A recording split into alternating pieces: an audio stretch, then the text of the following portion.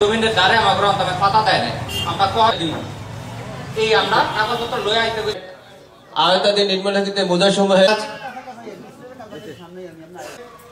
আমরা এগুলো এখন পর্যন্ত ভোগ দখল করতে এবং যারা উপস্থিত আছেন সাংবাদিক আমাদের কালো হাত ভেঙে দাও মানতে হবে সন্ত্রাসীদের কালো হাত মিজানবাদের কালো দাবি মানতে হবে এই বলে আমি আমার আলোচনা সম্পর্কে শেষ করলাম। সারা দায়টা বিতরণটা কি আমার অবশ্যই না আমার জিনিসটা ক্লিয়ার করে আমাদের বিরালা সাধারণ মানুষ আমার একা পক্ষ বলবো না আমি সর্বরেকর্ড 28 কোটি টাকা এটা করিও মালিক না আদৌ আমি আছি হবে না ভাই টাকা মাপ মানব বন্ধ করতে আছে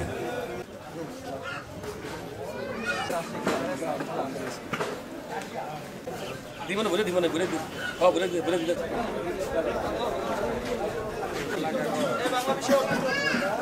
মিজানবাদের কালো হাত ভেঙে দাও হবে আবার নদীতে আমাদের সব নিয়ে গেছে হিলে আমাদের চলে আইছি ওই চলার পর থেকে আমার এই যে সন্ত্রাসী বাহিনী যারা সরসঞ্চাল উঠে খায় নির্জাল বিভিন্ন বৈশিষ্ট্য দিয়া আর আমাদের কোনো সময় দেখাও নাই আর আমরা তাদের কাছে গিয়ে বাধ্য হই না। বিগত এই আওয়ামী লীগ হাসিনা পলাতকের পর আমাদের হিজলাগরুদ্দিন থেকে আব্দুল গাব্বার তালুকদার সাহেব বিগত একটা মিটিং ডাকছে আমরা হিজলাগরুদ্দিন থেকে সব জায়গা থেকে গেছি গোবিন্দপুর। আমাদের একটা কথা হইলো আপনারা সকল রেকর্ডই ঐক্যবদ্ধ হয়ে সবাই এক মিল হয়ে থাকেন বিভিন্ন পথ ধরলে আমরা জায়গা জমিন ঐক্যবদ্ধ হয়ে যেতে পারবো না। আমরা যদি একবদ্ধ থাকি যে হিজলাগরুদ্দিন নেতৃত্ব যেতে তার কাছে আমরা থাকবো সে যদি আমাদের নেতৃত্ব দিয়ে আমাদের 10টা থাকায় দেয় জায়গা জমি আমরা বুঝ পাইতে থাকি এটি আমাদের আহ্বান করে আমরা রেকর্ডি মালিক আমাদের ইজ্জত পাই নাই। এখন আমাদের একটাই বক্তব্য যে কোনো ধর্ম নির্বিশেষে রেখে আমরা যে জমিনটা আমরা কিভাবে জায়গা জমিন পাইতে পারি আমাদের রেকর্ডি মালিকের বঞ্চিত না হইতে পারি রেকর্ডি মালিক সবাই ঐক্যবদ্ধ হয়ে আমাদের ওই হিজলাগরুদ্দিন ইউনিয়নে সবাই যাবেন। আমাদের রেকর্ডের সম্পত্তি হাজার হাজার রেকর্ডের সম্পত্তি আমাদের ভূমিদস্যুদের থেকে উদ্ধার বিজারবাজির গ্রুপ থেকে উদ্ধার এবং আমাদের ফসল যারা না নিতে পারে এই জন্য আমি প্রশাসনের কাছে আমরা অনুরোধ জানাচ্ছি। আমাদের আমার এবং আমার পৈতৃক আত্মীয় স্বজন সহ সবার প্রায় 200 একরের উপরে জমি আছে।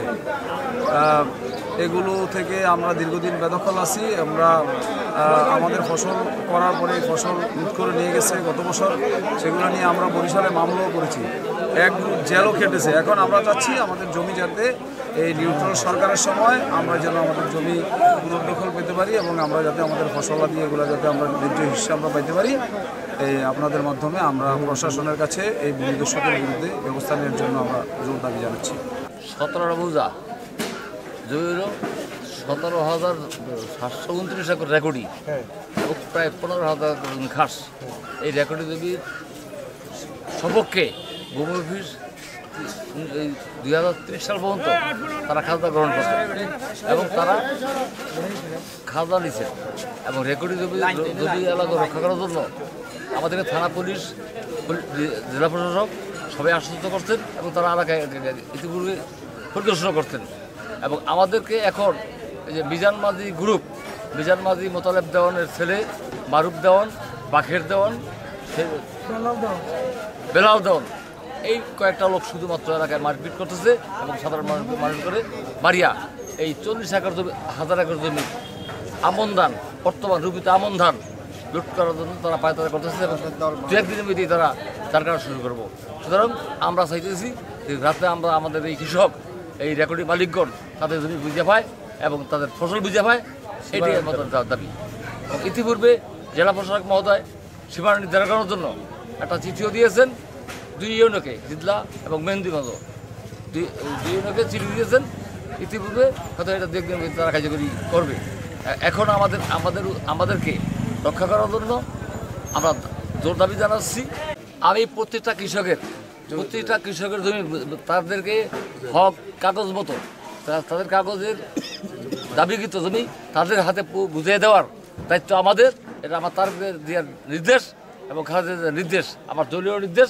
প্রত্যেকের জমি প্রত্যেকে দিয়ে দিব এবং প্রত্যেকে ভোগ দখল করবো। এই দিয়ে আমাদের কর্মসূচি।